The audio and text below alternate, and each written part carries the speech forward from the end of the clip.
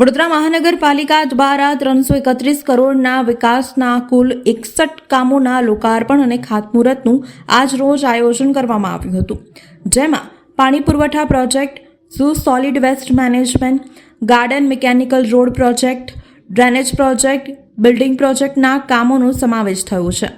9 મહિના પછી કોર્પોરેશનની ચૂંટણી છે, ત્યારે તંત્રની સામે રાજકારણીઓએ પણ ખોવાયેલા વડોદરાના વિકાસને બતાવવાના પ્રયત્નો આદર્યા છે। વડોદરાના સાંસદ ડોક્ટર હેમાંગ જોશીએ મીડિયા સાથે વાત કરતા જણાવ્યું હતું કે આજે પ્રજાલક્ષી શહેરની સુવિધાઓમાં વધારે તેવા 331 કરોડના વિકાસના કાર્યોનું લોકાર્પણ અને ખાતમુહૂર્ત કરવામાં આવ્યું છે। આ સાથે વાહનોનું ફ્લેગ ઓફ અને આર્ટ ગેલેરીનું પણ લોકાર્પણ કરવામાં આવ્યું છે।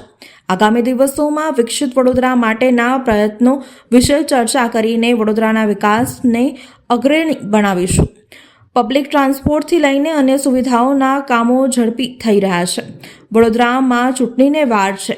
પાલિકામાં ટૂંકા અને લાંબા ગાળાનું આયોજન પહેલેથી જ કરવામાં આવે છે, જેના ભાગરૂપે આ થઈ રહ્યું છે। આને ચૂંટણી સાથે જોડવું ન જોઈએ।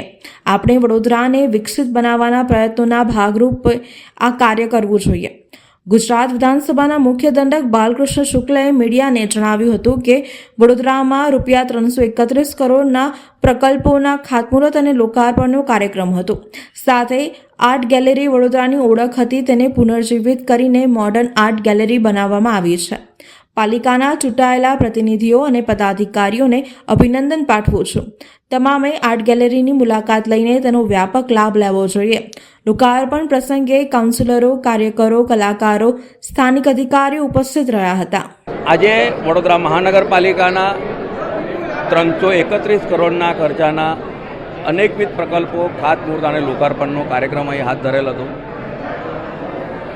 સાથે સાથે આર્ટ ગેલેરી જે વડોદરાની એક ઓળખાણ હતી તેને પુનર્જીવિત કરીને મોડર્ન આર્ટ ગેલેરી જ્યારે બનાવવામાં આવી છે, ત્યારે કોર્પોરેશનના તમામ પદાધિકારીઓને, ચૂંટાયેલા પ્રતિનિધિઓને બધાનું અભિનંદન પાઠવું છું અને આપના માધ્યમથી તમામ નગરજનોને પણ વિનંતી કરું છું કે આપ બધા જ એકવાર આ આર્ટ ગેલેરી જોવા આવો, જેથી કરીને જે પણ સંસ્થાઓ આ આર્ટ ગેલેરીનો ઉપયોગ કરશે તેઓના માટે પણ આ એક આશીર્વાદરૂપ સાબિત થશે। Thank you. વડોદરા મહાનગરપાલિકા દ્વારા વિવિધ વિકાસલક્ષી મુદ્દાઓ, પછી એ બ્યુટિફિકેશનનો મુદ્દો હોય, વડોદરાના સાંસ્કૃતિક વારસાને લગતો મુદ્દો હોય, વડોદરાની અંદર સુગમ સુવિધા ઉત્પન્ન કરવાનો મુદ્દો હોય, એવા વિવિધ કાર્યક્રમોના, વિવિધ પ્રકલ્પોના ખાતમુહૂર્ત અને લોકાર્પણનો આજે આ કાર્યક્રમ 331 કરોડ અંદાજે એટલા કાર્યોના લોકાર્પણ અને ખાતમુહૂર્તનો આજે પ્રસંગ હતો। અને આ પ્રસંગની અંદર આવનારા દિવસોની અંદર ડબલ એન્જિનની સરકાર, માનનીય મુખ્યમંત્રીશ્રી અને માનનીય વડાપ્રધાનશ્રી નેતૃત્વની અંદર કઈ પ્રકારે આગળ વડોદરાને વિકસિત વડોદરા બનાવી અને વિકસિત ભારત તરફ આગળ વધવાના છે એ વિશે સૌને ચર્ચા કરી અને અભિનંદન, શુભેચ્છા પાઠવું।